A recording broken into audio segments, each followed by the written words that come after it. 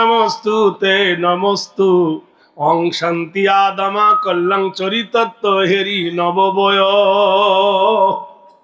বেদ এটা মুসলমানদের কেতাব নয়, তাতে লেখা আছে স্বর্গের লাইসেন্স প্রাপ্ত মহামানব হযরতে নবী আদম। সুবহানাল্লাহ বলুন। এরা আদমের বেটা, এজন্য এদেরকে বলা হয়েছে ওয়ালা কাদ কাররামনা বানি আদম। এরা আদমের বেটা। হাকিম বলছে তাহলে হিন্দুরা কার বেটা?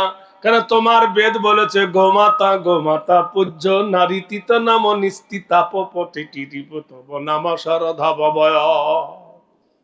তোমাদের মা হলো গরু, তা গরু যদি মা হয় তাহলে বাপটাকে বলুন না কে?